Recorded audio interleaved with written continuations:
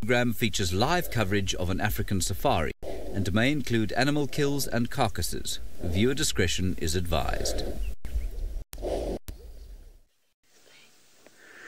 Good afternoon, everybody. A special warm welcome to the kids of Shikla Elementary in Michigan, Anthony Burns Elementary in Virginia, and Pembroke Meadows Elementary, also in Virginia Beach. 2 of you have joined us before, 2 of you haven't. Welcome especially to those who are our new School Kids Safari viewers. Hello, my name is James Henry. On camera today we have got Sens or Three Fingers and Mkhize, and a new car owner, but that's another story. Wonderful to have you all with us. Please ask us as many questions as you'd like to during the course of this little show. We've got the next 45 minutes on safari with you. We've got over there a kudu, an enormous big kudu, and in this area that is the biggest antelope that we find.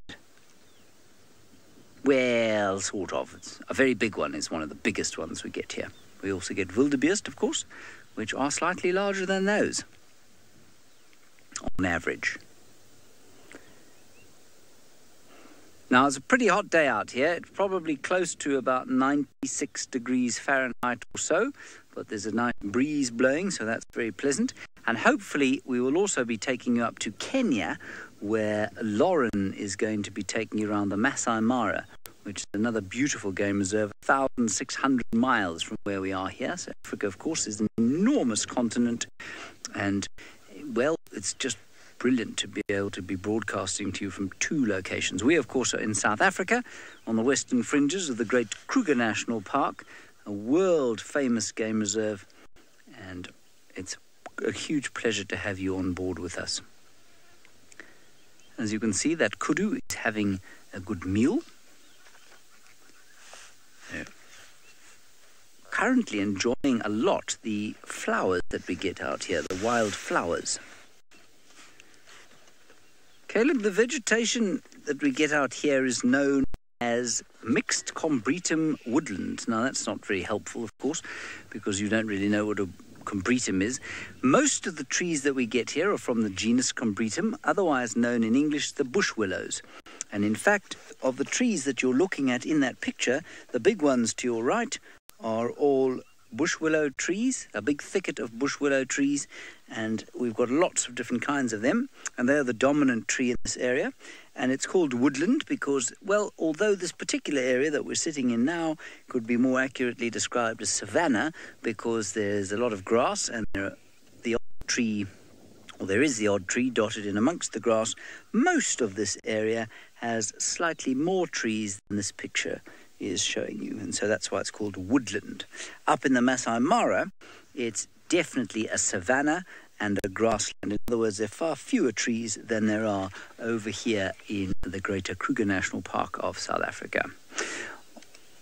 Alrighty, let us go across to Taylor McCurdy, who is driving not too far from here. She's also in the western fringes of the great Kruger National Park, and I'm sure she's going to tell you something very interesting.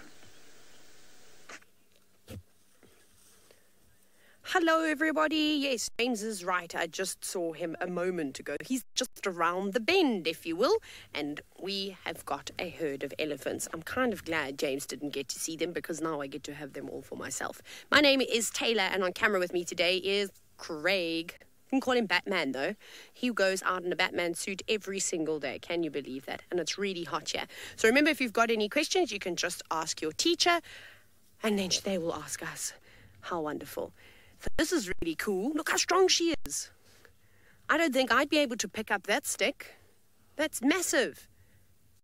Now you can see why you should never ever mess with an elephant. How cool is that? Now they're all gathered in a bunch like this under a marula tree, which is their favorite tree at this time of the year. And the reason why they love the marula trees because it's got delicious fruit. So we'll try and find some of the fruit. It only fruits between January and March. Now, Mr. Davis, you've inquired about what animals migrate. Well, I suppose Elephants constantly are on a type of a migration. I suppose a lot of different animals. I mean, the most famous migration is, of course, the wildebeest in Kenya and into Tanzania. And then, of course, there's a big bat migration, which is the biggest mammal migration in the world. That is in Kasanka in Zambia. But elephants are constantly on the go. So they don't mark and defend their territories like a leopard might.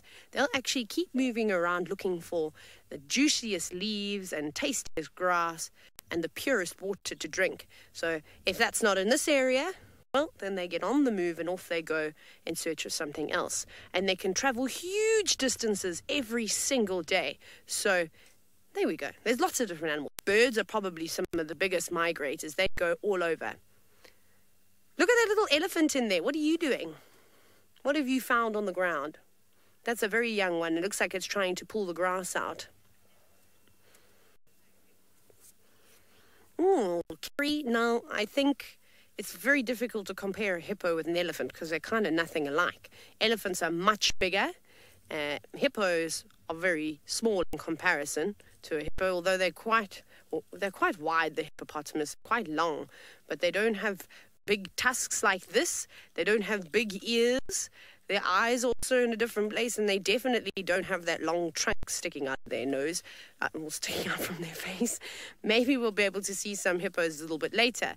And then I think one of the biggest differences that hippos spend most of their day in water, whereas elephants are typically terrestrial, so they live on land. Although elephants love to spend time in water. Now, I don't know why that elephant is biting that stick, because that's like chewing on an old boot. That wouldn't be very nice at all. And it's normally only in the winter months that we see elephants stripping the bark off of trees and digging for roots and then chewing on big branches like this to get something to eat. But they don't have to do that at this time of the year. Look, it's so green.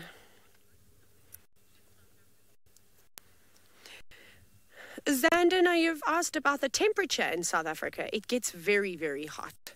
And I'm not sure what the temperature is right now because I'm not very good at listening. And Faith has already told me twice today, but I've forgotten. But I'm going to go ahead and guess it feels about 36 degrees Celsius, 36 or 37 degrees Celsius.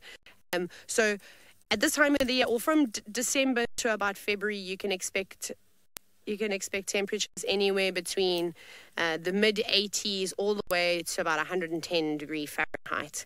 And it's 95 degree Fahrenheit right now. So I was right, because it's 35 degrees Celsius. And that's why these elephants have to flap their ears like they're doing. Can you see that?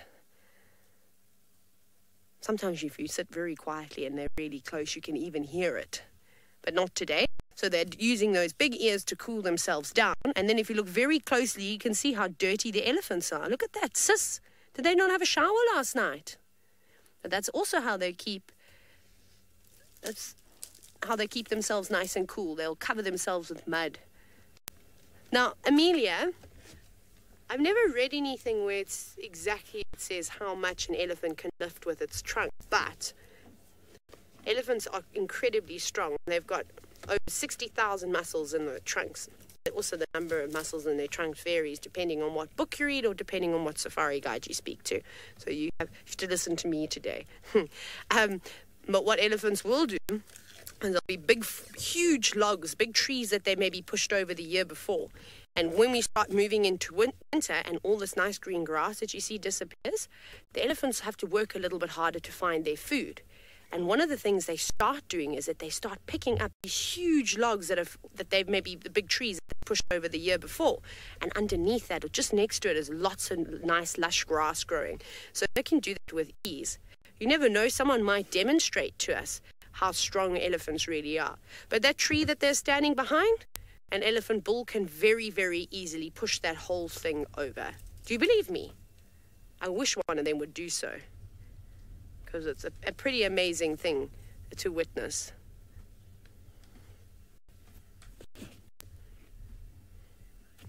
Jemiah, yes, I have been bitten by a variety of different animals. Termites, I've been bitten by a termite before. That was very embarrassing because I tried to pick it up and then it gripped hold of the inside of my hand and wouldn't let go, and it made me bleed. So they've got big pincers.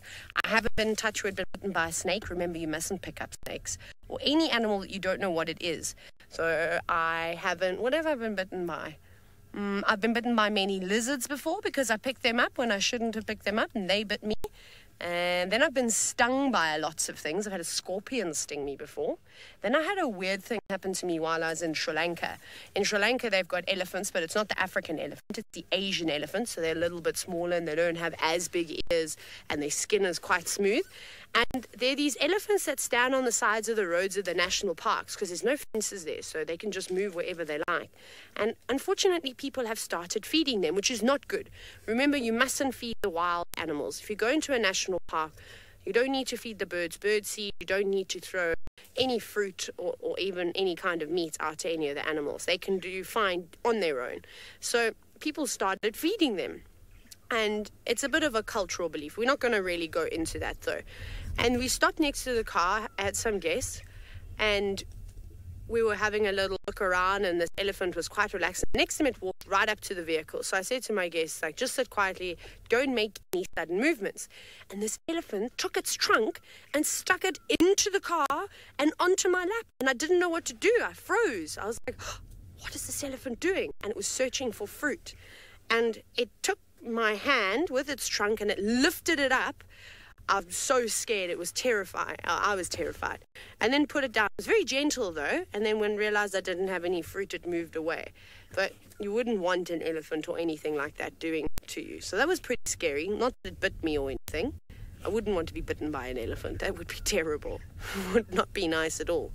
But their trunks were very slimy. Lots and lots of mucus at the end of them. This is really fascinating watching them pick up all the bark. I don't know what they're doing. It's really strange. You see, they're just sort of putting them in their mouths. They don't really seem to even be chewing them. Do you think it's an elephant toothpick? Maybe they've got some leaves stuck between their teeth? Trevor, unfortunately, most of the wildlife all over the world is under threat because of humans. So yes, elephants definitely could potentially go extinct one day. But right now, their populations in Africa are fine.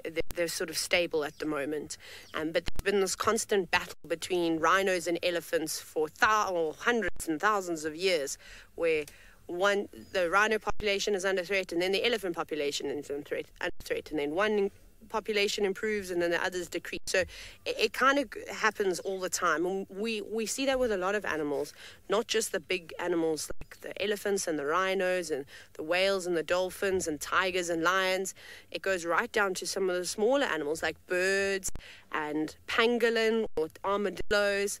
So we have to be very, very careful about what we do. And the biggest threat to animals is humans, because we cause a lot of problems for these animals. We obviously need somewhere to live. The animals want to live somewhere too, and they were here first. And it's called sort of human-wildlife conflict. But I don't know if I always agree with that term, because it makes it feel like the animals are doing bad things to us, don't you think? When they're just trying to live their lives. They don't know any different. They just want to walk wherever they are able to walk to try and find food and water. And we've put these restrictions up, unfortunately. So that's a big problem.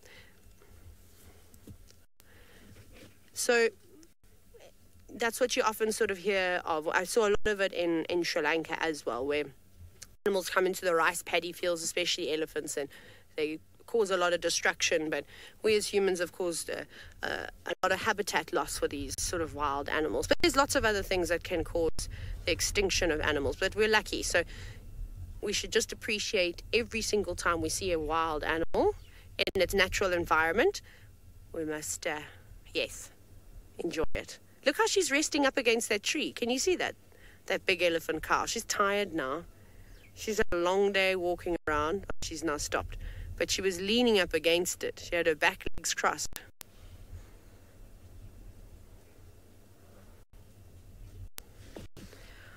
Right, I'm very sorry to do this to all of you. Unfortunately, it seems as though we're having some technical problems.